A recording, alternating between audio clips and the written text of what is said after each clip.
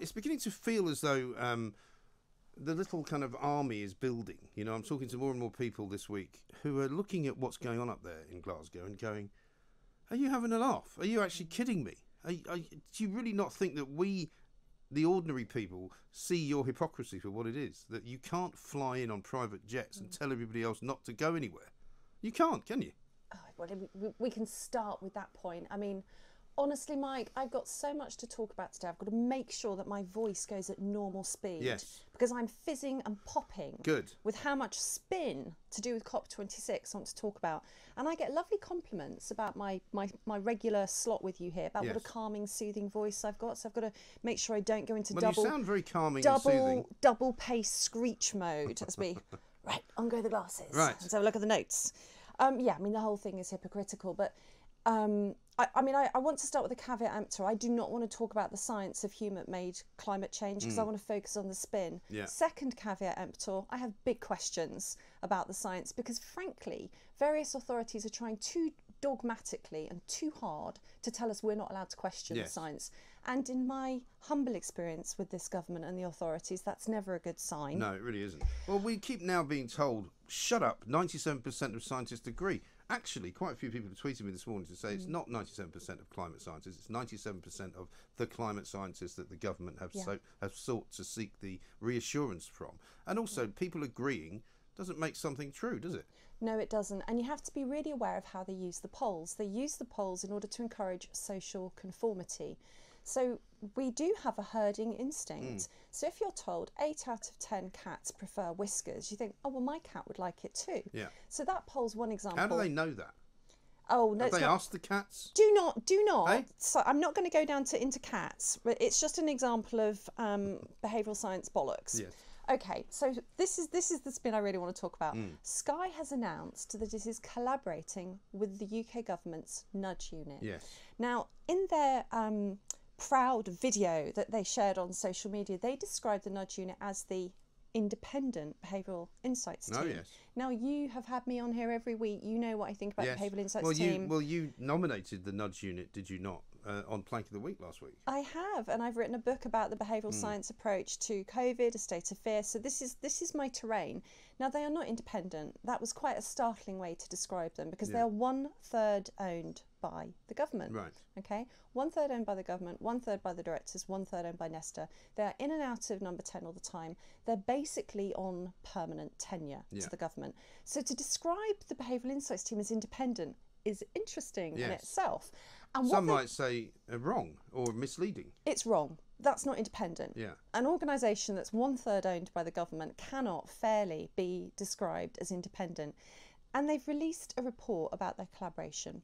Now, they've conducted a survey and they've said how they're working together. So here's the poll part. According to them, 80% of people support TV broadcasters nudging viewers to think about the environment through documentaries, advertising, and increasing coverage of environmental issues in the news.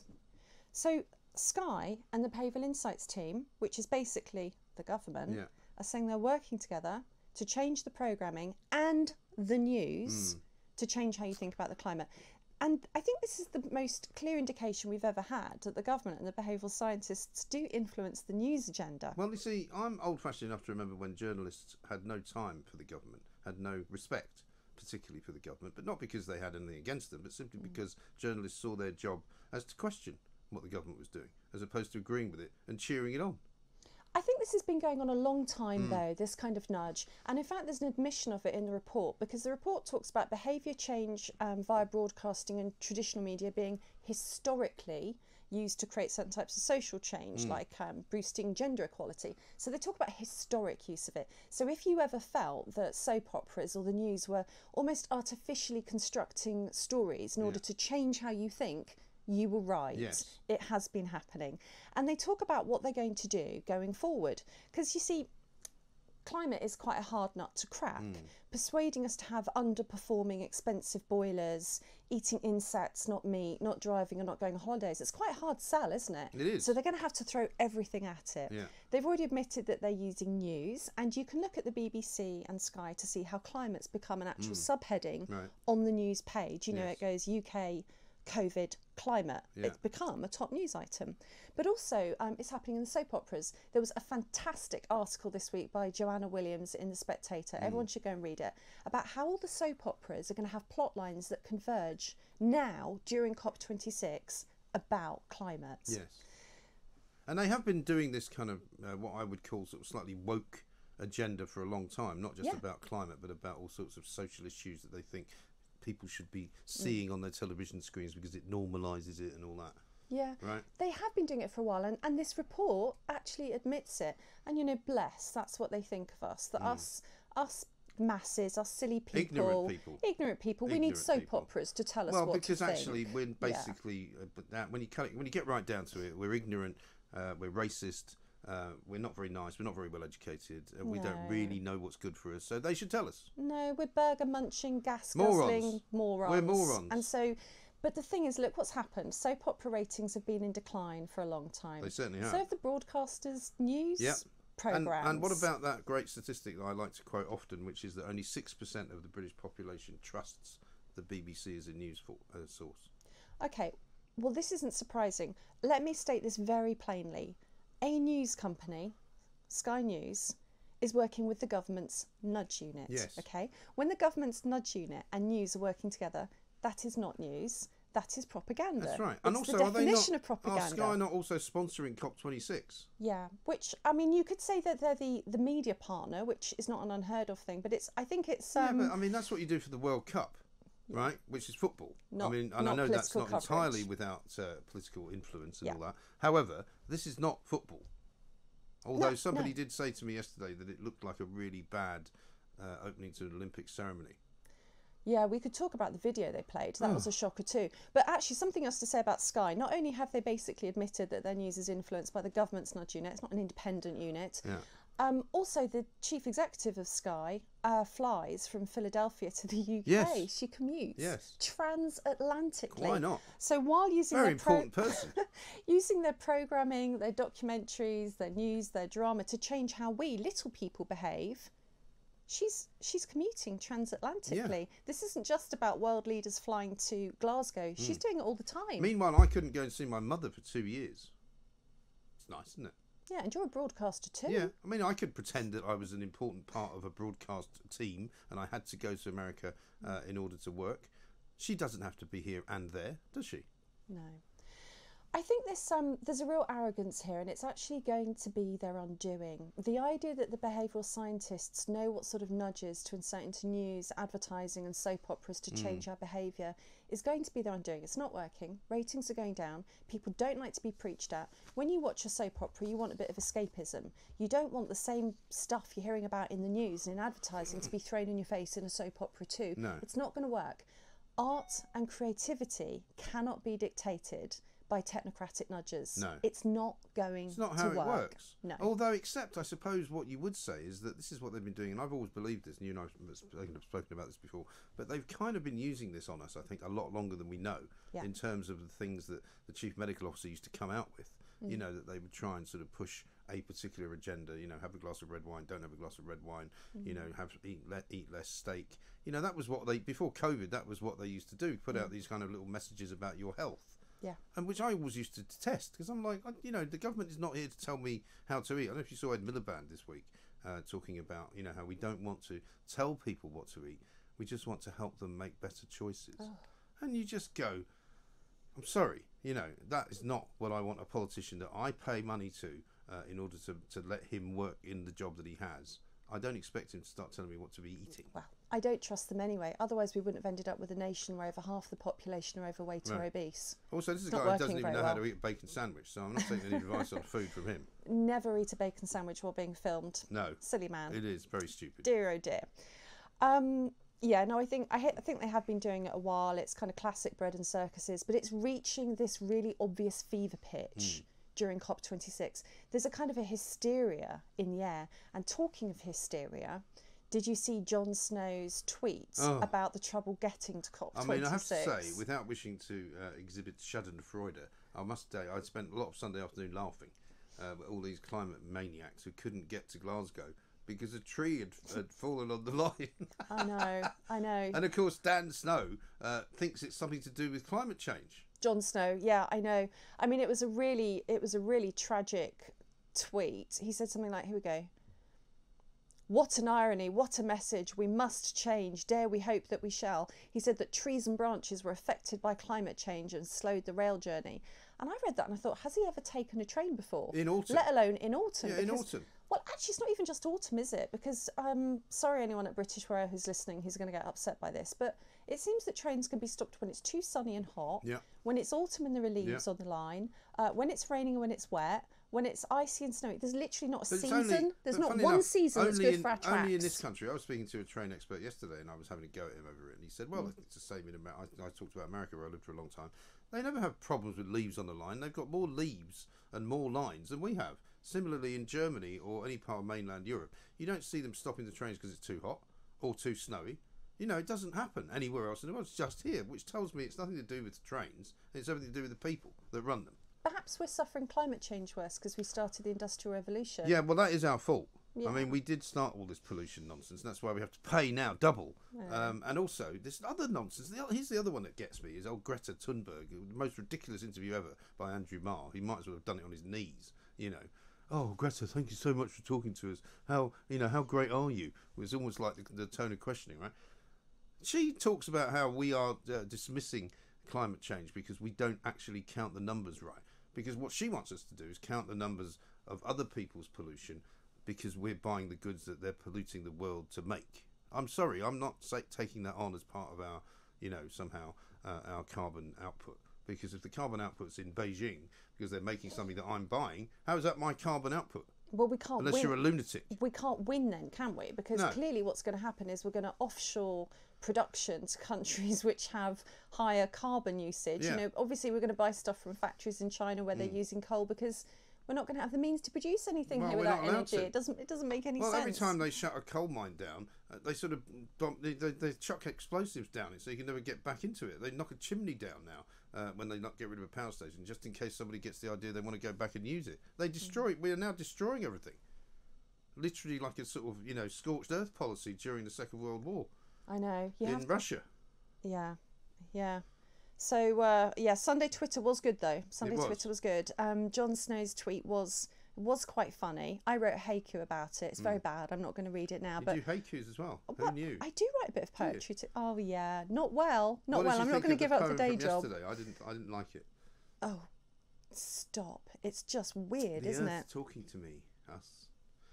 It is, I mean, you would literally... I mean, if you landed here from Mars and you watched that yesterday, you'd go, who are all these people? What's wrong with them? Yeah. Right? What are they doing?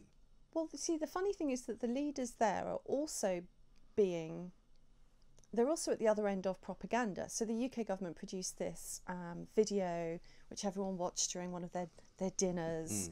I don't know if you saw it. It's actually very clever propaganda. You know, the first half is showing disasters happening around the world, and then there's a bit that calls for hope, and then it shows how amazing the world could look if only we get it right. You know, you see porpoises leaping and the aurora borealis and murmurations of starlings. Things you can currently see. You can currently see them, but... I've seen porpoises leaping. I've also seen the aurora borealis. You see, you're immune to the propaganda, but everyone in the audience is watching it like stony-faced and horrified. And there's some really clever tricks they do. Apart from Joe Biden, who was asleep. He was probably asleep. No, he's awake in that bit. They show his face watching it. And, you know, in the first half, you hear women crying for help. It's always women's voices. We feel more protected about women's voices. There are no children. There's some children. Obviously, there's children staggering around needing help. But the thing is, there's no evidence that any one of those clips is, first of all, climate change. No. There's no evidence that it's not just climate, and there's no evidence that it's human-caused climate change, and there's also no evidence that any of the proposals that they'll talk about there will tackle the problems in the video. But it's a beautiful piece of propaganda video. But they all know as well that they're talking rubbish. This is the thing, you know, Boris Johnson, I bet you if you split Boris Johnson down the middle, there would be a big sign that said, I don't believe any of this. Because he can't possibly. Well, he can't do. He's written about what he thinks about climate change before. Oh, yes. Oh yeah, there's an article in the Telegraph where he basically says, you know, I got very hot today and I worried about it being climate change, and I checked with some experts and it's not. Right. I've paraphrased that really badly. Yes, no, but I know he's written it. He's we, written before, not exactly in defence of it, has he? We know how sceptical he is. He dropped a very interesting tweet this week, and it's got a tiny detail in it, but it's really important and people really need to be alert to this. He talked about how he hopes at COP26 governments will agree to tackle coal, cash and cars. And trees. And trees. It's a thought. I mean, everything's Trees now, are good though. They've moved on. Plant I'm glad to those. see that they've moved on from hands, face, space. So they've added a fourth word because somebody's told them a fourth word will make it look as if you're making progress in government. Yes. This is how they talk. But coal, cash and cars, that's three. They're the baddies. They're alliterative, yeah, they're C's. And cash. Cash. What does that mean? Well, this we know that there's a war on cash. People have been talking about it for a while. Yeah. You know, just recently the amount that you can spend on your contactless went up from 40 to 100. Yes. That's not an accident. We've had no cash signs in shops all through the epidemic. Yeah. But he's just talked about cash as a problem for the climate. Now, why is he doing that? Is it because cash is a problem for the environment, or is it because the government really wants to bring in a central bank digital currency, which I talked about with Christo last week when you were away? And yes, I've I written missed you. I'm sorry that you had to speak to him, but never mind. It was awful, but I survived, Well and done. I'm back. No, I'm joking. It was lovely. Well, you love Christo. It's all right. We He knows do. we're only joking. But that's like a declaration of war on cash, because what he's done is slip it into the enemy trenches with coal Yeah. and cars. Did you know there was a war on cash? If you didn't, you do now. So it's linked to coal now. It's right there, sandwiched Presumably between coal and cars. The only way you can buy coal is down the back alley with some cash, and you buy a bag of coal, a couple of grams, take them home, heat the house up, don't tell anyone. And then cars will be next, you see. The only way you'll be able to buy a car is down the same back alley where a bloke will say, yeah, it's diesel. He goes, give me some cash and you can have, a can of diesel to put in the car. And you can drive it round. What you've done there is go right to the heart of the issue, because the thing about cash is it's peer-to-peer transactions that the government can't survey, can't control. Yeah. Whereas central bank digital currencies are not just digital cash, it's programmable money. In fact, it's a completely game-changing Trackable. shift in what we think of money as being and our relationship with money. It's trackable and it's programmable. Yeah. So people need to start being aware that this war on cash has just been declared and what it means for the future of money, which is potentially central bank digital currencies. Because you could see a point at which, most banks don't now exist. It's quite hard to find a bank to actually walk into, where my kids live in Sussex. There's no banks on the high street anymore. They've all gone. Right? Yeah. So you can't, if you're an old lady who happens to want to go to the bank to sign a cheque or to write something, can't do it. They could then decide, couldn't they, just to shut down all the cash machines. So where do you get cash?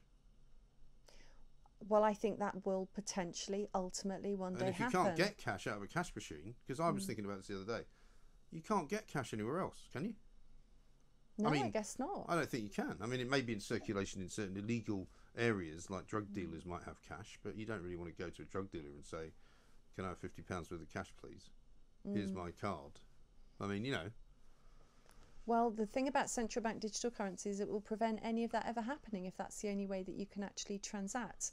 And it's interesting as well to talk about it in the context of climate. MasterCard launched a card in 2019 which allows you to calculate your carbon footprint, and it has a switch off limit. So once you've spent your self-appointed carbon allowance, because this is all voluntary at the moment. It's all rubbish, a voluntary credit card. It's rubbish. It may be rubbish, but it shows you the future. It shows you the future of money. You can switch off your spending when you've spent your carbon allowance. Now, the thing about a central bank digital currency, that could be not voluntary. That could be programmed in, that you have a carbon allowance every month, and once you've spent your allotted amount on fuel, you can't spend anymore. It won't be a decision you make, because in the Internet of Things, your car and your petrol pump might be talking to each other, and the petrol pump goes, no, sorry, you've driven enough miles this month, you don't get any more fuel. And that's literally one of the implications of a central bank digital bring on the currency. black market is what I say. Bring it on, because I love a black market economy, and that's what we'll get, because there'll be too many sensible people going, do you know what, forget about that. Be like all the same people that didn't do anything that they were supposed to do during some of the lockdown business, and people were getting their hair cut, people were going to see each other, people were having parties. There's a lot of people in this country, luckily, who have a very fair and reasonable attitude towards authority, which Absolutely. is tell them to get lost. Every oppressive regime has an accompanying counterculture. Yeah. It's what happens. We'll be trading in common sense and sneaky coins somewhere in the future. Yeah, I mean, they want a beef tax is the latest one they're talking about, isn't it? Oh, beef tax. No, I love steak. Well, even if you don't love steak, why would you put tax on particular things in the same way that when they put tax on, sugar, when they put tax on things that they want people not to eat, it doesn't stop people eating them, it just makes people pay more money for them. Well, what's it Unless does you put the tax so high. I mean, like, for example, here's a good system that doesn't work at all well. The pollution I was talking about. The water companies have worked out that it's cheaper for them to pay the fines every time they get fined for pumping sewage into the sea than it is to make sure that they don't pump sewage into the sea anymore by fixing their infrastructure. So they'll just keep pumping sewage into the sea and pay fines because that, for them, is an economic decision that they can make. So it doesn't help anyone.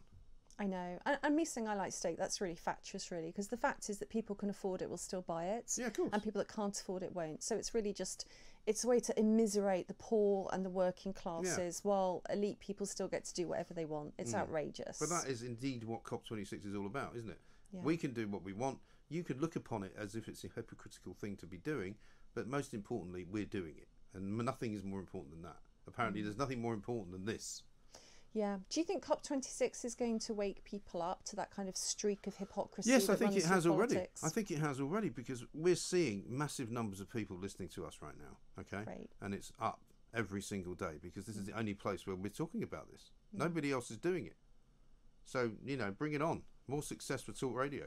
Yeah. Because we do tell the truth and we let people think that there's something else that they can believe in other than what they're being told to believe in. Absolutely. The home of common sense. Exactly right. And I'm so glad I get to come and talk about stuff with you for half an hour every week.